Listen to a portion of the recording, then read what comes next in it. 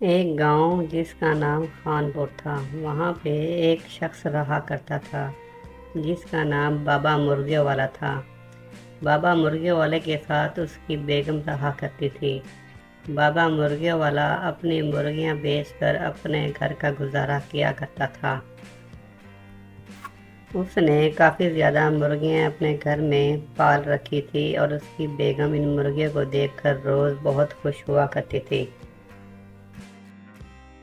ایک دن بابا مرغے والے کی ساس اس کے گھر آئی اور ایک مرغی کی فرمائش کی کہ ایک مرغی پکا کر مجھے کھلاؤ۔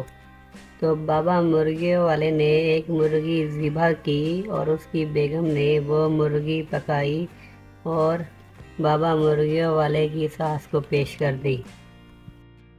اب وہ مزے لے لے کر مرغی کھانے لگی اور دونوں میاں بیوی کی تعریف کرنے لگی۔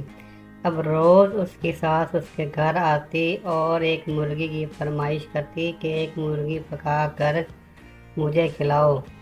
اس طرح اس کو روز ایک مرغی کھلاتے اور ایک دن اس کی مرغیاں ختم ہو گئیں۔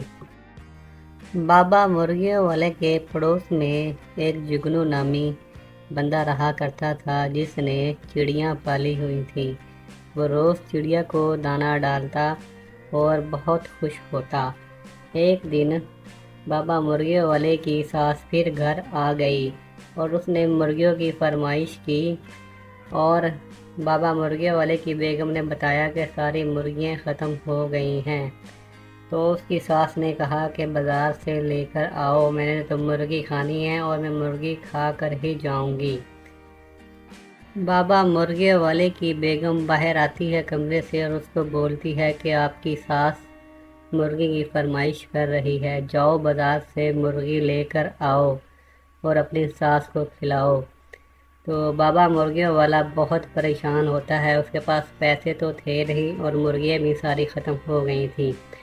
تو وہ بازار تو جاتا نہیں، جنگل جا کر ایک پنجرا لگا دیتا ہے۔ تو پنجرے میں تھوڑی دیر کے بعد ایک کوا پھنس جاتا ہے۔ وہ کوا پکڑ کر اس کو ذبح کرتا ہے اور پکانے کے لیے اپنی بیگم کو دے دیتا ہے۔ بیگم اس کوے کو پکا کر اپنی امی کو دے دیتی ہے، جو کہ اس کو کھا کر بہت زیادہ خوش ہوتی ہے اور کہتی ہے کہ یہ تو بہت تھوڑا سا سالن ہے، مجھے اور سالن چاہیے۔ اس پر بابا مرغے والا کہتا ہے، ساسو ماں اگلی بار میں آپ کو زیادہ سارا سالن بنا کر مرغی کا دوں گا، اور یہ افغانی مرغی تھی، کوئی عام مرغی نہیں تھی۔ دوسرے دن جگنو بازار چلا جاتا ہے اور اس کو یاد نہیں رہتا کہ چڑیا کو اس نے دانہ ڈالنا تھا۔ اس طرح چڑیا کے دو بچے بہت زیادہ بھوکے تھے اور ان کی والدہ جنگل میں کھانا لینے کے لیے نکل گئی، لیکن دوسری طرف بابا مرغے والا جال لگا کر بیٹھا ہوا تھا۔ اس کے جال میں دو کوے پھنس چکے تھے۔ جیسے ہی چڑیا وہاں پہ جاتی ہے تو وہ پنجرے میں نہیں پھنستی اور بھاگ جاتی ہے۔ تو بابا مرغے والا اس کا پیچھا کرتے کرتے چڑیا کے گھر تک پہنچ جاتا ہے۔ وہ دیکھ کر بہت زیادہ خوش ہوتا ہے کہ چڑیا کے ساتھ اس کے دو بچے بھی وہاں پہ موجود ہوتے ہیں۔ بابا مرغے والا بولتا ہے کہ میں یہ دو کوے گھر چھوڑ کر آتا ہوں، پھر تمہیں پکڑ کر لے جاؤں گا۔ بابا مرغے والا واپس آتا ہے اور دونوں بچوں کو اٹھا کر لے جاتا ہے۔ بابا مرغے والا بہت خوش ہوتا ہے اور دونوں کوے اور چڑیا کے دونوں بچے وہ پنجرے میں بند کر دیتا ہے، اور اس خیال سے بہت خوش ہوتا ہے کہ اس کی ساس آئے گی تو وہ دو کوے بنا کر اس کو کھلائے گا اور اس کی ساس بہت زیادہ خوش ہو جائے گی۔ دوسری طرف چڑیا کے بچوں کی ماں پنجرے کے پاس آتی ہے اور اپنے بچوں کو دیکھ کر بہت زیادہ پریشان ہوتی ہے کہ وہ پنجرے میں بند ہے۔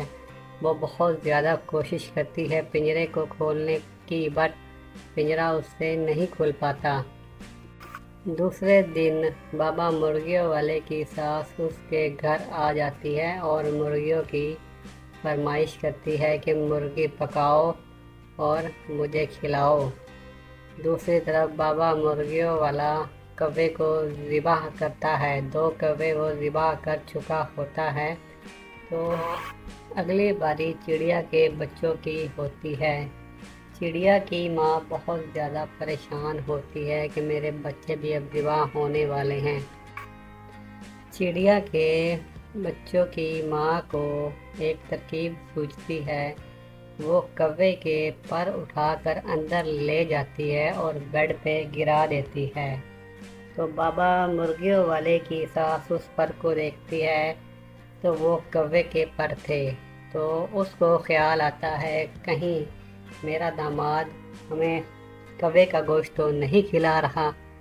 तो वो पर उठाकर बाहर ले आती है जहाँ पे बाबा मुर्गियों वाला बैठा हुआ कौवे का गोश्त बना रहा होता है।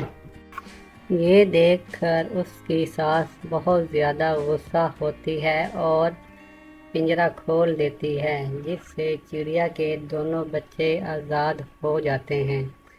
उसके बाद बाबा मुर्गियों वाले की खूब पिटाई होती है। वो बहुत ज़्यादा धुलता है। कहानी अच्छी लगी तो चैनल को सब्सक्राइब कर दें और लाइक भी कर दें। इस कहानी से साबित हुआ कि हमें जानबूझकर किसी गरीब को तंग नहीं करना चाहिए, वरना वो फिर कौवे का गोश्त तो खिलाएगा ही।